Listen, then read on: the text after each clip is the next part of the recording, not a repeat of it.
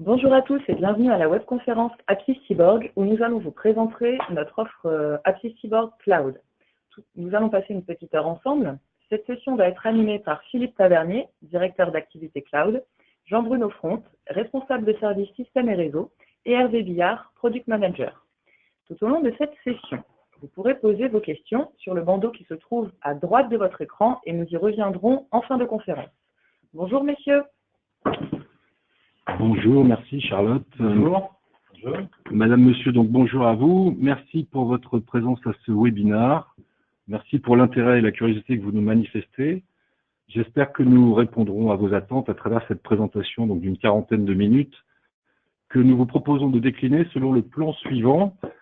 Premièrement, afin que nous soyons tous alignés, puisque je ne connais pas le degré de maturité de chacun, nous décrirons rapidement ce qu'est le cloud computing, ses concepts et ce qu'il représente aujourd'hui. Le cœur de la présentation portera bien évidemment sur notre offre Apsys Cyborg Cloud avec sa description, les avantages qu'elle procure et son mode opératoire. Pour être précis, nous ferons également un retour d'expérience sur les derniers cas d'usage et puis les déclencheurs que nous avons pu constater.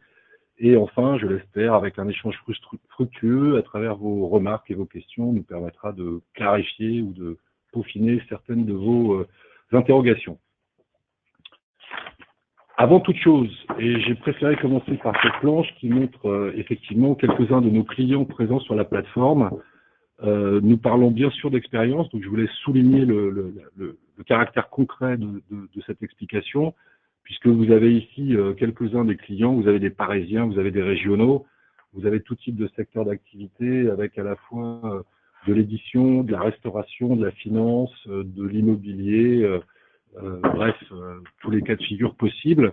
Nous avons également des clients qui sont dans une logique de B2B, d'autres qui sont dans une logique de B2C, donc encore une fois des préoccupations différentes. Et enfin, pour souligner que toutes les solutions de gestion Sage, qu'elles soient Pay, Compta, 100, 1000 ou X3, sont supportées par nous, dans une moindre mesure, mais nous avons également des cas sur Microsoft. Donc c'était pour très vite dire, on parle d'expérience et on n'est pas dans une logique uniquement de slideshow.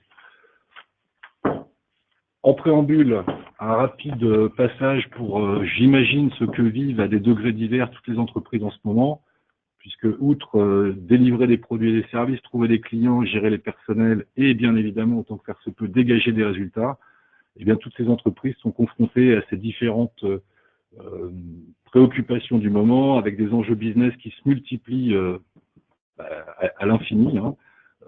Tous les marchés connaissent des nouveaux acteurs qui émergent très rapidement. Les usages également se multiplient avec de l'Internet des objets, avec de la blockchain, avec du data crunching. Donc là encore, multiplication de cas et de besoins. La vitesse est un facteur clé. Donc le time to market fait que effectivement mon offre tombe ou trop tôt ou trop tard, mais j'ai besoin en tout cas d'être pertinent par rapport à la concurrence. Tout ça sera déjà suffisant, mais en plus, eh bien évidemment, le légal et le réglementaire vient se greffer là-dessus avec la loi antifraude, avec le prélèvement à la source qui est d'actualité, avec les changements de fiscalité, la dématérialisation, l'harmonisation internationale, sans parler des différentes modifications du code de commerce et du droit du travail. En contrepartie de cette ouverture au monde, il y a bien évidemment une question légitime autour de tous les aspects de sécurité qui deviennent prégnants et qui deviennent aussi réglementés, à quelle espèce le RGPD récemment. Et puis, même si on aurait pu commencer par ça, les attentes des collaborateurs des entreprises, au sens large, elles aussi se multiplient. Ils ne souhaitent pas être pénalisés dans leur quotidien, mais au contraire avoir des solutions qui leur facilitent les tâches pour être et répondre à toutes les questions qu'on a vues tout à l'heure. Donc tout ceci, c'est ce qu'on appelle plus ou moins la transfo digitale.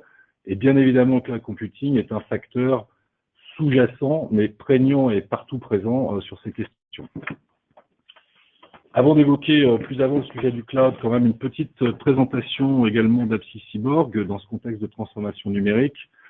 Donc vous savez lire les différents critères. Ce que je voulais souligner, c'est que c'est une expertise éprouvée au fil des années. Donc Apsys Cyborg n'est pas un nouvel entrant. Nous savons ce qu'est le service et nous agrégeons bien évidemment au fur et à mesure des années l'évolution des besoins de nos clients.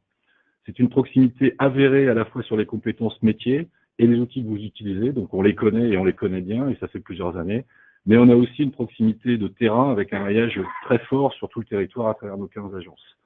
Et puis dernier point, s'il fallait aussi le démontrer, le volume de business que nous générons et les clients et le nombre de clients crédibilise bien évidemment notre rapport de valeur.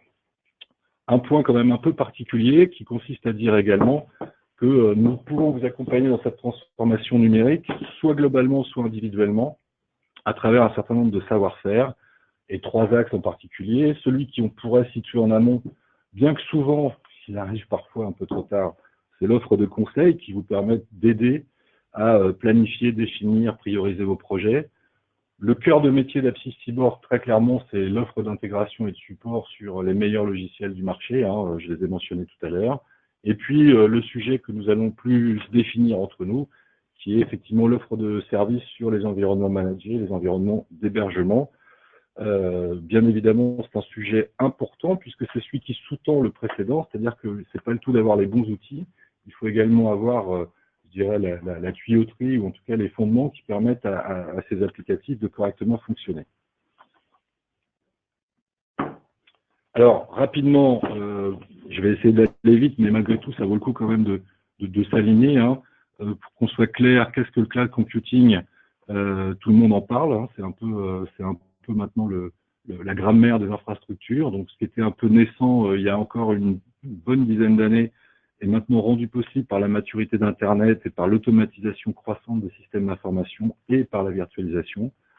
Donc, en fait, c'est la capacité de bénéficier via Internet ou via des liens privés de tout un tas de ressources applicatives. On parlera de software as a service. Ça vous permet d'avoir des logiciels de gestion, des logiciels de jeu, des logiciels de trading. Et ma liste pourrait être bien plus longue. Ensuite, c'est la capacité également d'avoir des environnements ou des outils de développement, donc que ce soit Docker, que ce soit des langages de développement Python et autres, plutôt ouverts ou plutôt structurés pour les développeurs. Et puis, celui qui nous concerne aujourd'hui, qui est l'environnement d'infrastructure et qui permet d'avoir des capacités de calcul ou de stockage, encore une fois, de manière quasi automatisée et quasi illimitée.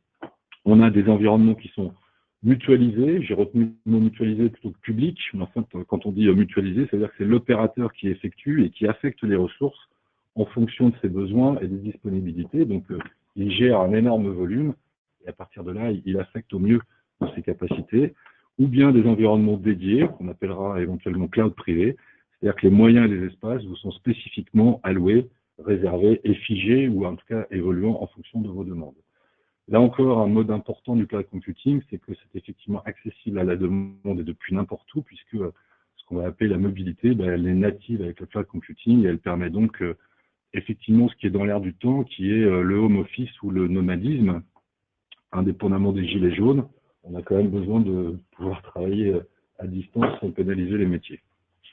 Comme l'électricité au XXe siècle, et bien maintenant on parle d'énergie numérique, c'est l'objet du cloud computing, et bien évidemment de gros acteurs, de gros acteurs qu'on appellera les GAFAM se sont développés principalement aux États-Unis, mais également en Asie aujourd'hui.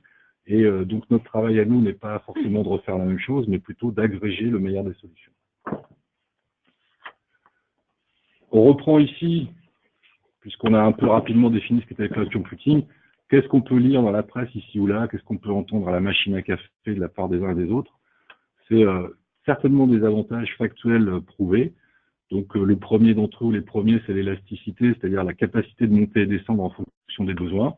J'ai 40 utilisateurs aujourd'hui, j'en aurai peut-être 60 demain, ou à l'inverse, j'en aurai plus de 20. Je configure en fonction de ces besoins. La capacité, c'est la capacité quasi illimitée. Hein, c'est effectivement... Dans le pire des cas, c'est effectivement le besoin de pouvoir mobiliser ponctuellement ou durablement des capacités que je ne pourrais pas avoir en interne pour procéder à des calculs, pour procéder à des traitements volumineux. L'évolutivité, c'est en fait à partir du moment où effectivement c'est l'opérateur qui s'occupe de ces environnements, c'est que tout ce qui est mise à jour des patchs, des versions, des évolutions techniques, en particulier sur la partie infrastructure, elle est portée par l'opérateur, je n'ai plus à m'en soucier. La mobilité, j'en ai parlé, c'est lié à Internet, donc je ne vais pas y revenir. Un modèle également intéressant, c'est que on parle maintenant d'OPEX ou de CAPEX. Donc OPEX, c'est dans le sens opérationnel, ça varie donc en fonction de mon activité. Hein. Si j'ai du volume et si j'ai besoin de suivre une croissance forte, au moins ça sera lié à mon activité, alors que CAPEX, je suis obligé d'investir sans savoir véritablement si ça correspondra peu ou prou. Est-ce que je vais être en surutilisation et donc j'aurai le feu partout et de l'insatisfaction ou sous-utilisation, et auquel cas c'est le financier qui se plaint d'avoir mis beaucoup d'argent dans un dispositif qui lui sert peu. Et puis dernier point important d'avantage du cloud computing, c'est bien évidemment la sécurité. C'est un peu, puisque maintenant c'est pas de l'argent, c'est pas de la monnaie, mais c'est de la donnée. Donc l'opérateur de cloud se doit de proposer un environnement de sécurité approprié. Et bien évidemment, il est clair que pour lui, non seulement son image et sa réputation en dépendent, mais également son business. Donc il met énormément de moyens dans cet environnement, ce que ne peuvent pas forcément faire tout à chacun de manière disséminée. Les risques perçus maintenant, qui sont que je ne veux pas passer sous silence, certains ont pu imaginer que c'était une perte de maîtrise de l'autonomie de la société. C'est vrai pour ce sujet, mais c'est vrai pour tout un tas de choses. C'est encore une fois la société qui reste maîtresse de sa relation aux fournisseurs. Donc si elle s'organise raisonnablement, il n'y a pas de raison. Risque de migration, certains ont évoqué aussi que le transfert des données, la lourdeur de portabilité et la complexité. Je dirais que c'était peut-être vrai au début, mais qu'aujourd'hui les choses rentrent de plus en plus dans des standards qui facilitent tout ça. Problème de connexion là aussi, mais c'est moins vrai. La 4G, la 5G demain, sauf éventuellement quelques zones blanches, voire grises, pourraient affecter la logique, mais aujourd'hui ça fonctionne plutôt très très correctement. Et puis enfin, certains clients considèrent que la sécurité, nonobstant les arguments que j'évoquais tout à l'heure, un petit chez soi vaut mieux qu'un grand chez les autres, et comme disait ma grand-mère, je préfère garder mon argent sous mes piles de drap, ce qui ne l'a pas évité de rater la conversion à l'euro. Voilà, c'est effectivement ce qu'on peut voir sur le marché. Donc après, à chacun d'apprécier en fonction de sa situation, de sa culture d'entreprise, mais il était de notre logique de conseil d'évoquer ces différents points. Quoi qu'on en dise, cela étant, les faits restent malgré tout têtus. Donc le business du cloud connaît une croissance à 2 chiffres et voire très forte, en tout cas depuis un certain nombre d'années, et ça ne cesse de s'accélérer. Tous les leaders y sont, tous ceux qui n'y sont pas vont y aller, et ceux qui n'y seraient pas, je leur souhaite bon courage, à défaut d'être moribonds d'ici quelques temps. Donc là-dessus, je pense qu'il n'y a pas trop d'hésitation. Tout le monde, en tout cas, se veut d'avoir une politique de cloud computing. Gartner et Forrester ont constaté qu'effectivement, le cloud rendait plus agile. Alors, je ne sais pas si c'est dans une logique de 19,6, mais enfin, encore une fois, c'est un chiffre que j'ai repris. En tout cas, il est clair que ceux-là connaissent une croissance plus rapide. Méfions-nous quand même des chiffres, parce que c'est vrai que les startups sont cloud natives, donc elles y vont directement. C'est clair qu'elles ont une croissance plus forte. Donc, ce qui est clair, c'est qu'en tout cas, ça donne davantage d'agilité. En termes d'adoption du cloud, c'est clair aussi, quand on écoute les 500 principaux décideurs des grandes entreprises européennes, que aujourd'hui, leurs infrastructures en propre seront de moins en moins pérennes et que 16% seulement, alors je ne sais pas si c'est 16, 18 ou 25, et je ne sais pas si c'est 2020 ou 2025, mais en tout cas la plupart d'entre eux considèrent qu'ils n'auront plus recours à leurs propres infrastructures en 2020. C'est un peu comme ceux qui ont encore des garages ou des voitures en mode propriétaire. Je crois qu'il y a peu d'entreprises qui ont des modèles de voitures de fonction avec les véhicules en propre, mais peut-être je me trompe. Et puis, dernier point, adoption aujourd'hui, donc on en est où? Le chiffre, là aussi, pourrait être dissocié à l'envi. Globalement, là encore, Marquez considère que 40% des entreprises ont adopté à ce jour une solution cloud. Il faudra dissocier de ce qui est start-up, parce que là, à mon avis, on doit frôler les 100% des grands comptes, qui seront probablement un peu plus élevés. Et c'est vrai que le tissu des PME et des ETI est en train d'y aller et de rattraper son retard, mais c'est peut-être sur le pourcentage un peu moins vrai. En tout cas, le cloud computing devient un incontournable de l'IT et du numérique, ça c'est une réalité. Alors, pour accompagner ce mouvement et pour participer, comme je disais tout à l'heure, à la transition ou à la transformation numérique, Apsys Cyborg, qui est présent dans les systèmes et réseaux depuis de nombreuses années, a considéré que ça ne lui servait à rien de recréer un énième data center, parce que là encore, c'est de la logistique qui est certes importante, mais sur lequel on n'avait pas de moyens de levier significatifs. Par contre, ce qui était important pour nous et pour accompagner les clients, c'était au contraire de prédigérer ces différentes offres, de les sélectionner, de les dimensionner et de constituer des plateformes qui s'appuient sur les meilleurs du marché. C'est la raison pour laquelle nous avons préorchestré et automatisé des environnements qu'on va trouver soit en mode cloud public sur les environnements de chez Azure, Microsoft, soit en logique privée ou privative sur les environnements d'OVH, en s'appuyant sur leurs infrastructures. Sachant que l'un n'est pas à l'opposé de l'autre et qu'on peut imaginer une combinatoire, ce qu'on appellera hybride, avec à la fois des solutions qu'on peut trouver dans la logique cloud publique, des solutions qu'on peut trouver dans la logique cloud privée, et bien évidemment des solutions qui peuvent rester on-premise, c'est-à-dire sur votre site, dans vos environnements. C'est ce qu'on appellera donc l'hybridation, le meilleur des mondes pour certains. Alors quel est l'apport de valeur? Une fois qu'on s'est mis à peu près d'accord sur cette définition, est-ce que nous avions souhaité apporter? En fait, la valeur ajoutée de notre solution, retenant là aussi quelques basiques de notre école primaire, on a retenu la règle de 3 et la preuve par 9, 3 axes avec chacun 3 bonnes raisons, à partir du moment, bien évidemment, où les applicatifs et les solutions sont lancés sur nos environnements.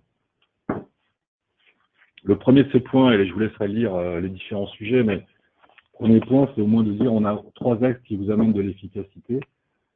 Souplesse, agilité, j'y reviens pas, c'est ce qu'on a évoqué et qui évolue en fonction de vos besoins. De l'accessibilité, c'est du natif. Donc là, encore une fois, ça vous permet de répondre à vos besoins de télétravail, de nomadisme et de mobilité. Et puis le fait de dire, si vous êtes hébergé sur nos environnements, on vous garantit un engagement de service de disponibilité de 99,5% du temps. Là encore, je ne sais pas quel est le SLA que vous avez conclu avec votre DSI en interne.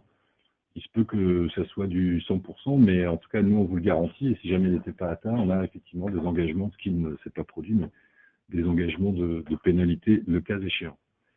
Efficience ensuite, puisque cette efficacité, on pourrait vous la donner. Vous pourriez peut-être même l'avoir en interne, mais à quel prix? Et donc, c'est là où, effectivement, on rajoute une couche d'efficience à ce dispositif, puisque pour le coup, c'est plus vous qui avez à le gérer. C'est nous qui nous occupons de gérer les environnements, donc d'en faire l'acquisition, de les piloter au mieux. Et là, vous tombez sous le coup pour le vrai en mode OPEX, en fonction de vos différents, de la configuration qu'on définira ensemble. Vous n'avez plus à vous occuper des préoccupations techniques, en tout cas sur la plateforme technologique, donc tout ce qui est mise à jour, backup, connectivité, maintien en conditions opérationnelles, c'est nous qui nous en chargeons dans le cadre de notre contrat de support.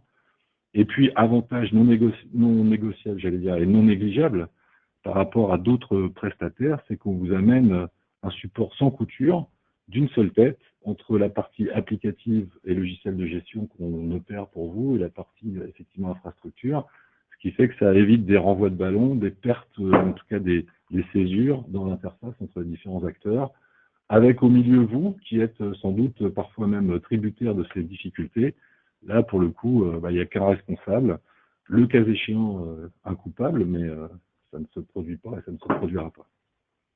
Enfin, dernier point important qu'on vous amène, de la sécurité. Alors, c'est peut-être pas le cas pour toutes les entreprises, certaines sont bien dotées, mais la plupart d'entre elles, en tout cas la plupart de nos clients, du coup, en venant sur nos environnements, bénéficient des niveaux de sécurité les plus élevés, puisque tant Microsoft qu'OVH ont non seulement des preuves de qualité, de sérieux et de sécurité, mais des preuves qui sont attestées par des certificats par des organismes indépendants. Donc, on peut parler de ISO 27001, on peut parler de CSA Star, on peut parler d'hébergement de données de santé, on peut parler de France Num et d'un certain nombre d'éléments qui sont des forces probantes du niveau de sécurité que j'évoquais.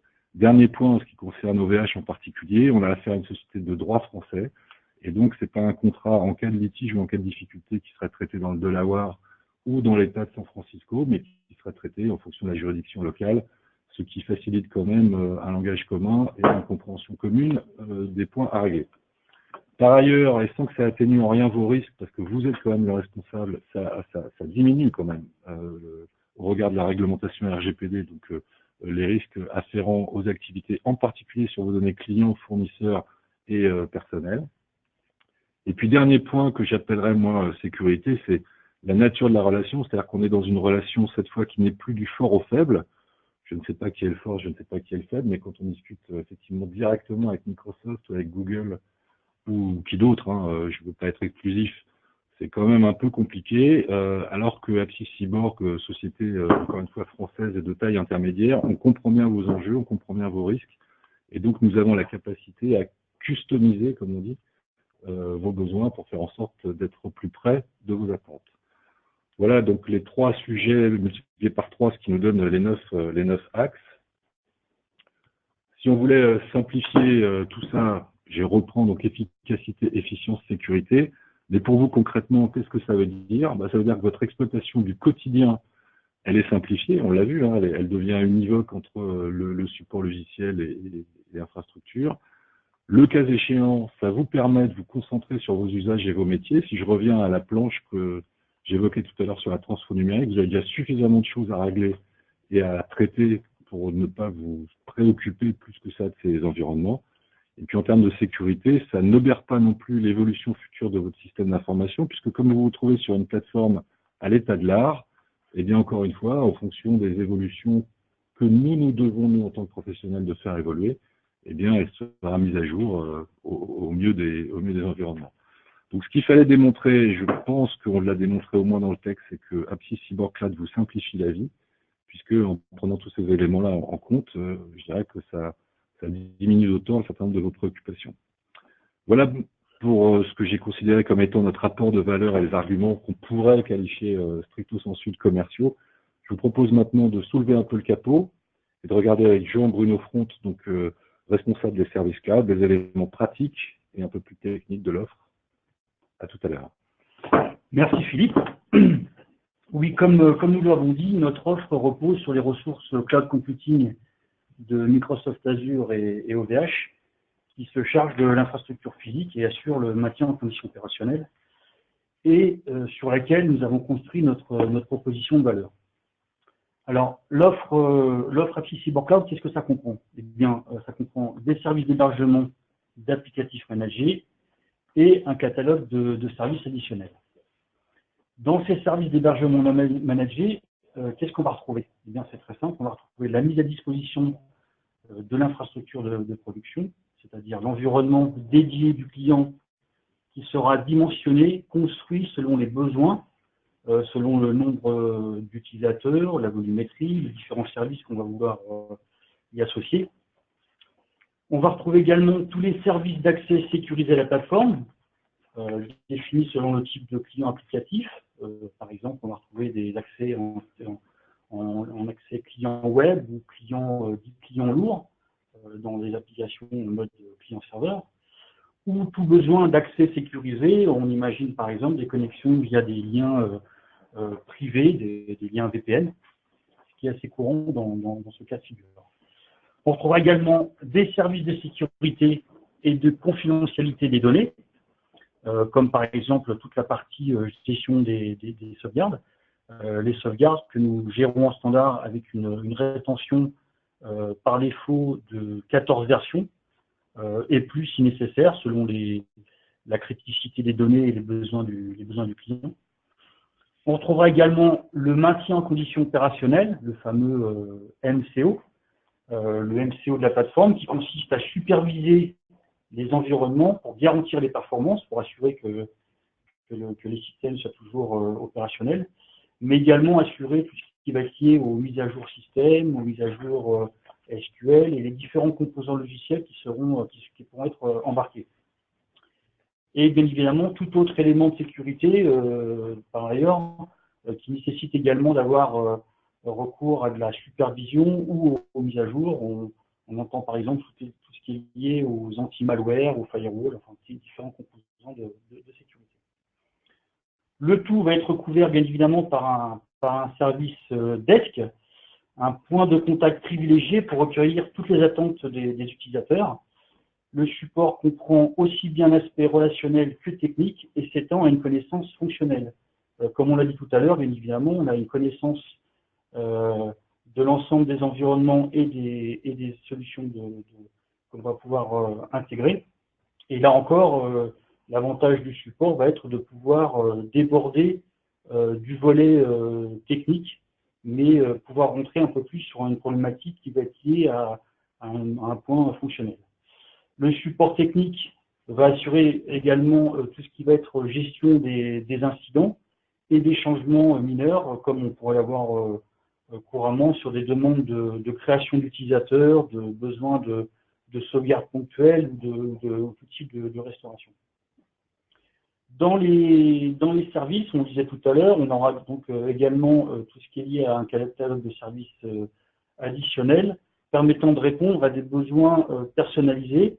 On peut prendre par exemple le besoin d'intégrer un produit tiers ou interfacé avec une autre solution qui serait sur un autre type de plateforme en mode SaaS ou un autre applicatif sous licence.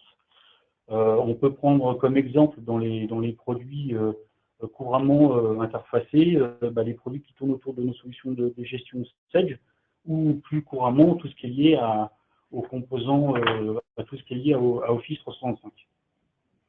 Dans nos services additionnels, on retrouve bien évidemment tout ce qui va être lié à des besoins d'externalisation des sauvegardes. On peut imaginer que vous ayez besoin d'avoir, au-delà des sauvegardes courantes, accès à d'autres sauvegardes, voire même sur site. Et également, pour finir, un plan de reprise d'activité qui, en cas de coupure prolongée, on pourrait imaginer qu'il y a une coupure prolongée, eh bien, on pourrait très facilement rebasculer l'ensemble des connexions sur un autre environnement. Ce catalogue de services additionnels, c'est tout l'intérêt, c'est là où on retrouve tout l'intérêt du cloud privé qui nous permet vraiment d'aller personnaliser toute la solution qu'on va mettre à disposition de nos clients. Alors, si on ouvre un petit peu le capot, comment ça marche? En image, ce que nous mettons à disposition de nos clients, eh bien, c'est très simple. Avec le cloud OptiCyborg, ce qu'il faut retenir, c'est que vous allez pouvoir accéder à vos applications à tout moment, de n'importe où, et à partir de n'importe quel périphérique, puisqu'en définitive, rien ne va être installé sur les postes des utilisateurs. L'utilisateur va pouvoir se connecter au travers d'une simple connexion Internet ou lien privé et accéder à un portail web d'authentification, portail qui va permettre de générer de valider les accès, et portail à partir duquel l'utilisateur aura accès aux applications auxquelles il a droit. Typiquement, en fonction des profils, on peut imaginer qu'on ait mis à disposition différentes applications, et bien le profil pourra accéder selon ses droits à telle ou telle application qu'on aura définie.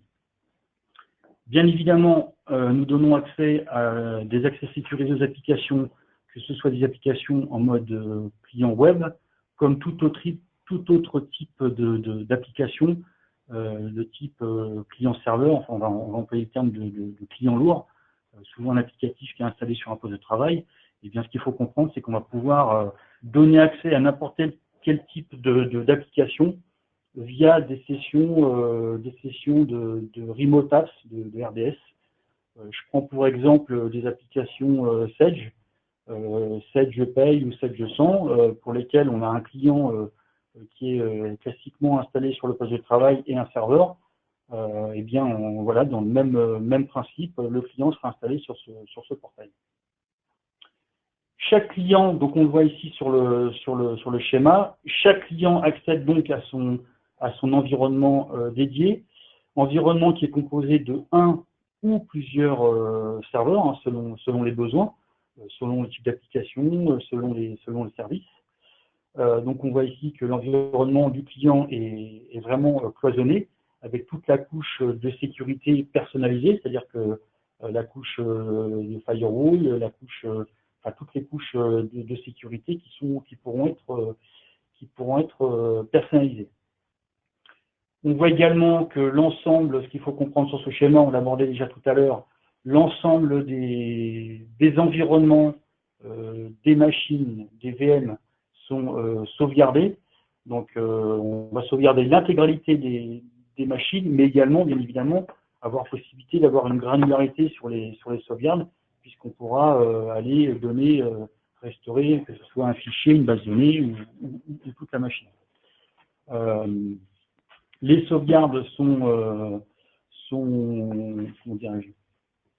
appliquées sur un même environnement, sauvegardées sur un même data store, mais on voit également ici le principe de sauvegarde externalisée, puisqu'on pourra tout à fait répliquer l'ensemble de ces sauvegardes sur un autre data center. Ce qu'il faut retenir côté utilisateur, en définitive, l'utilisateur va retrouver ses applications en mode hébergé, comme il pourrait les avoir aujourd'hui sur son infrastructure locale. Tous les produits aujourd'hui sous licence installés on-premise peuvent être installés sur le cloud Apsys Cyborg. On réinstalle l'ensemble des applications aujourd'hui sous licence. Nous parlions de la sécurité des données. Je reviens sur le volet sauvegarde. Tout à l'heure, j'abordais le sujet déjà, de dire qu'on a bien évidemment une politique de sauvegarde standard de plusieurs versions, c'est-à-dire qu'on a 14 sauvegardes qui vont pouvoir se faire, mais on peut aller bien évidemment bien au-delà. On retrouve encore la partie plan de reprise d'activité, encore une fois en s'appuyant sur les deux acteurs, de pouvoir proposer en option une bascule de l'environnement, c'est-à-dire que de donner un accès à l'environnement du client sur un autre data center, dans ce qu'on appelle un plan de reprise d'activité. Ceci proposé en option. Alors, pour entrer dans le concret, comment se passe une bascule de vos applications dans le cloud Apsys Cyborg? Pour faire très simple, en définitive, je vais prendre un exemple concret pour ceux qui sont un petit peu concernés. L'exemple d'une solution SagePay aujourd'hui, puisque c'est un sujet d'actualité. Il faut imaginer qu'on va aller installer, donc créer l'environnement cible du client, installer les applicatifs, donc la licence du client, remonter les données, c'est-à-dire les bases de données, enfin tout ce qui va tourner autour de la solution, donner les accès en test, c'est-à-dire que pendant ce temps-là, le client va continuer à travailler sur sa solution on-premise. Et dès lors qu'il aura validé les accès, retrouvé ses données, validé tout le côté fonctionnel de sa solution, moyennant une réactualisation des données, va pouvoir basculer de manière quasi transparente sur une solution cloud Apsys Cyborg.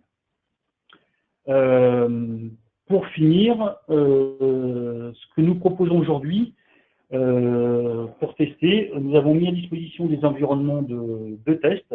Et si vous le souhaitez, vous pouvez avoir une démonstration du fonctionnement. Nous mettrons à disposition des accès, alors sur une plateforme, on va dire, de démonstration avec la solution qui vous intéresse.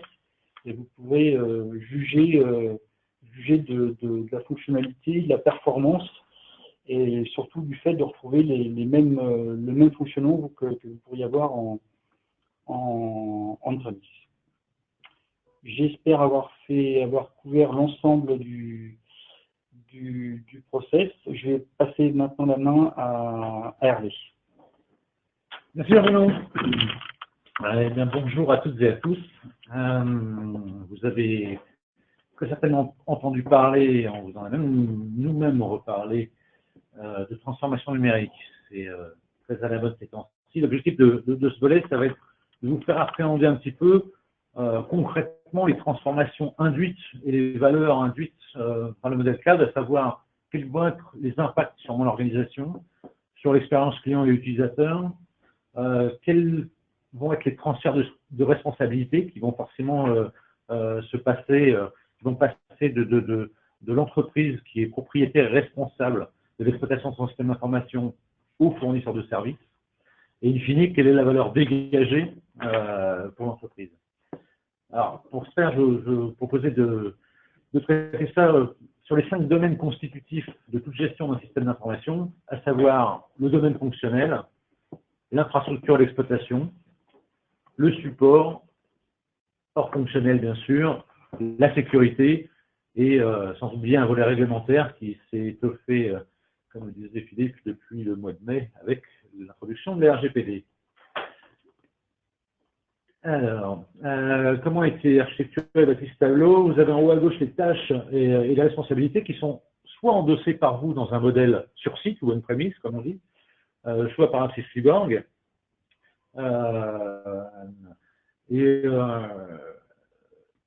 selon le modèle, on va essayer d'en dégager la valeur pour l'entreprise dans un modèle comparé cloud vs on-prem.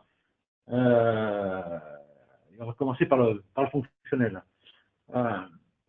On retrouve, pour cette partie fonctionnelle, dans les deux modèles, et heureusement, des processus et des responsabilités qui sont rigoureusement identiques.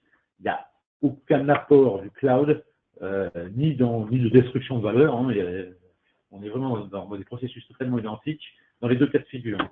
Alors pourquoi je dis heureusement qu'on l'est parce qu'il y a bien un domaine pour lequel l'entreprise doit rester souveraine de ses choix, c'est bien le domaine applicatif qui fait partie du domaine métier. Vous ne devez jamais déléguer vos choix métiers. Ça fait partie du core business. Donc, l'entreprise conserve forcément dans les deux modèles une même liberté de choix, sans contrainte ni dégradation fonctionnelle, ni d'usage d'ailleurs. Et vous pourrez faire exactement les mêmes choses en termes fonctionnels dans un modèle cloud et un modèle on-prem. Là où ça va par contre beaucoup changer, c'est pour tout le reste, les 4 autres domaines. Et quand je dis tout le reste, c'est vraiment tout le reste. Il y a beaucoup de changements. Pour la partie infrastructure, par exemple, et typiquement, la tâche qui vous incombait d'avoir été propriétaire responsable de la gestion de toute l'infrastructure matérielle et logicielle, elle est totalement déléguée et vous en êtes totalement affranchi. Elle est portée par le fournisseur de services. Et donc, bien sûr, le cloud a cette vertu d'être quelque part un espèce de mode all-inclusive où il n'y a aucun coût supplémentaire, ni d'investissement, ni de fonctionnement. C'est inclus dans le modèle cloud. Au niveau de la mobilité, Philippe en a parlé aussi, si ça peut être une fonction qui est optionnelle dans un mode on-prem, puisqu'il faut pour ce faire installer toute une infrastructure d'accès pour mettre à disposition des utilisateurs une capacité de travail à distance, c'est un modèle qui est complètement natif dans le modèle cloud. La mobilité, c'est une fonction native et qui est incluse dans ce modèle. Donc même si toutes les entreprises n'ont pas forcément ce besoin de mettre à disposition des accès distants, c'est vrai que c'est une fonction qui est quand même de plus en plus, avec l'évolution des usages du télétravail, le développement du télétravail, de plus en plus plébiscité par les utilisateurs. Donc sachez que c'est totalement embarqué.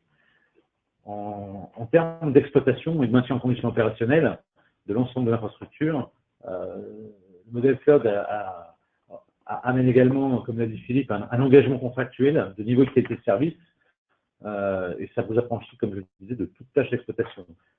Vous utilisez et exploitez vos applications, et Aptiv Cyborg s'occupe du reste, de vraiment tout le reste. Concernant le support, je dirais que si vous accédez à Google, vous devez, ou plutôt nous vous devons, l'accès à vos applications. Vous allez utiliser vos applications dans un mode connecté, ce qu'on appelle un mode connecté, c'est-à-dire exactement de la même manière que quand vous vous connectez à n'importe quel site Internet. Donc, si vous accédez à un site Internet, c'est que vous ne devez quelque part maintenir en condition opérationnelle que l'accès. Tout le reste, pour tout le reste, la balle est dans notre camp. Et donc, comme l'avait souligné Philippe, un des grands avantages, c'est une grande spécificité d'ailleurs du cloud Aptiv Cyborg, c'est d'avoir eu cette capacité d'unir le support fonctionnel et le support aux infrastructures pour une expérience client sans couture, avec une seule tête qui dépasse, comme on dit, vous accédez à Internet et tout le reste est de notre ressort. Alors en termes de sécurité, c'est vrai que c'est quelque chose qui est anxiogène, mettre ces données et ces applications à l'extérieur. Sachez que de toute façon, toutes les entreprises ont un accès Internet, donc vous avez tous une porte ouverte sur l'extérieur, et donc vous avez tous un besoin d'infrastructure de sécurité. Ça commence souvent par l'antivirus et le firewall, ça peut aller beaucoup plus loin. Bien sûr, toutes les entreprises ne peuvent pas ni se permettre ni gérer tout un arsenal sécuritaire exhaustif que l'on trouve dans des sécurités de niveau opérateur. Sachez qu'Aptiv Cyborg, étant opérateur de cloud, se doit de mettre ces arsenaux, à disposition et vous offrir un niveau de sécurité opérateur.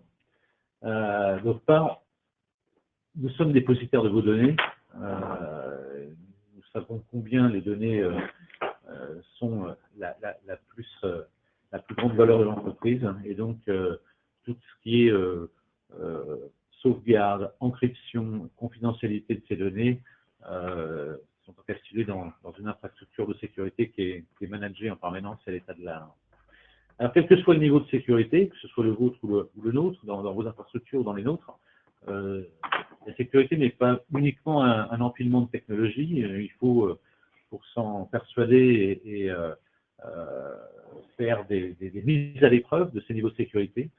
Donc, sachez que dans des niveaux de sécurité comme de classe opérateur, comme je le disais, la sécurité est non seulement sujette à processus industrialisés, mais également contrôlée et auditée en permanence, que ce soit par des scans de vulnérabilité, des tests d'intrusion et des audits externes, puisqu'on ne peut pas toujours être jugé partie, et donc la mixité des jugements est la meilleure.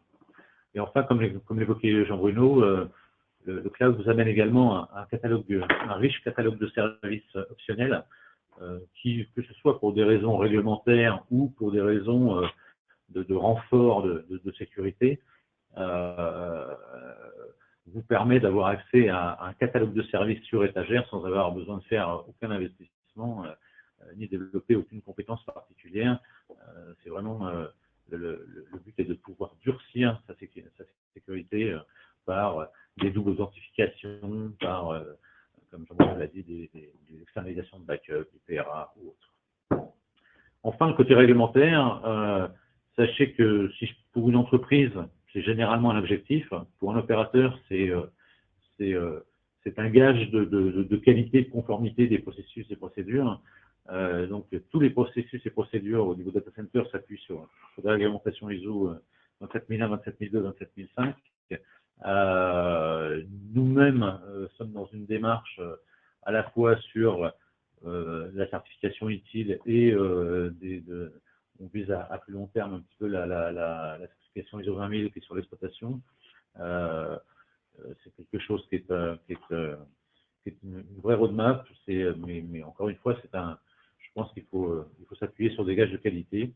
Et enfin, la conformité RGPD, quelque chose qui, par contre, là, n'est pas optionnel du tout, puisque toutes les entreprises y sont assujetties depuis mai 2018. Nous avons fait beaucoup de travaux autour de ça et produit beaucoup à la fois de documents, de procédures, de processus en back-office. Donc, ça vous permet aussi de profiter de nos travaux et de simplifier votre propre conformité.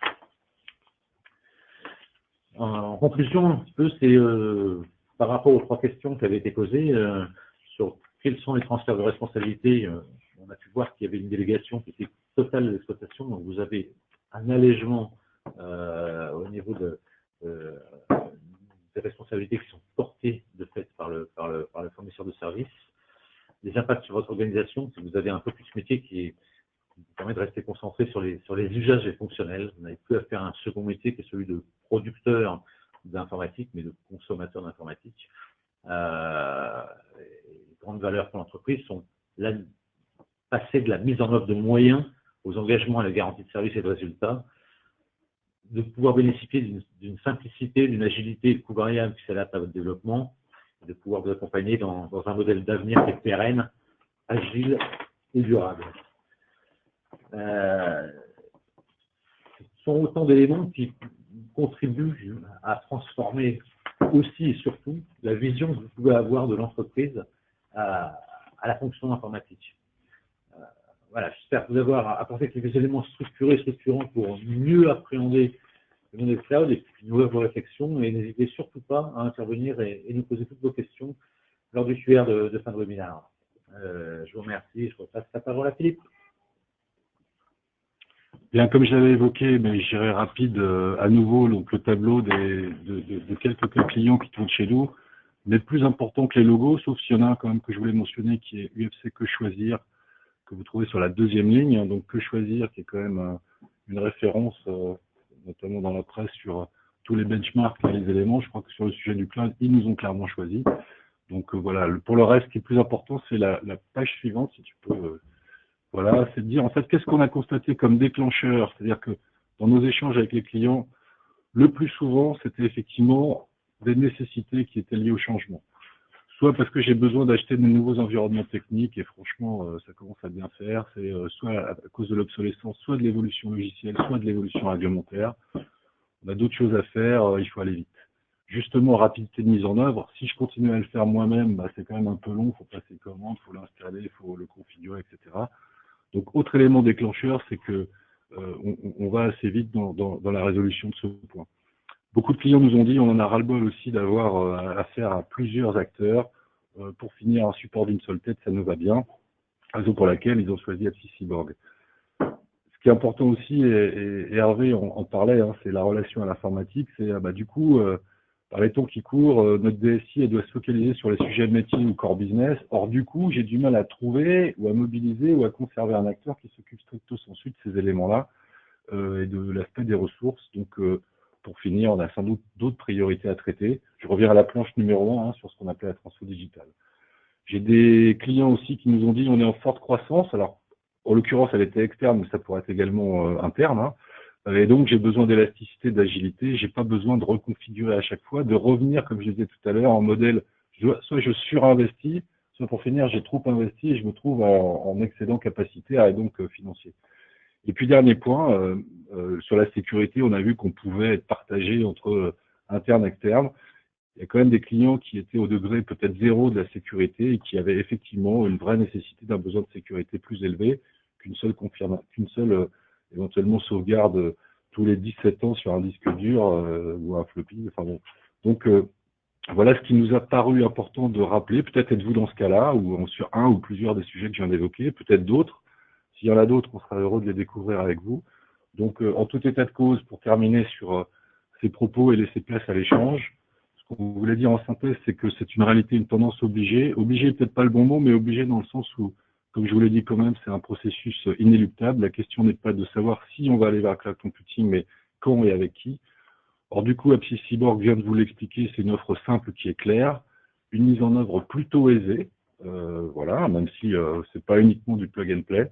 Et enfin, un engagement de service précis sur lequel, encore une fois, au fur et à mesure des années, vous avez pu constater que la qualité était un élément différenciant de AppSys Cyborg. Donc, avant de répondre à vos questions, préparez-vous, foncez, contactez-nous. On sera heureux de travailler la solution avec vous, de répondre à vos sollicitations, parce qu'effectivement, on tient non seulement sur les planches, mais également dans la vie de tous les jours, à vous démontrer que notre solution est, si ce n'est la meilleure, il ne faut pas être présomptueux, mais en tout cas une des meilleures solutions du marché. On vous remercie pour votre attention. On espère avoir répondu à vos questions et on attend des éventuelles nouvelles questions que vous pourriez avoir. Merci, messieurs, pour cette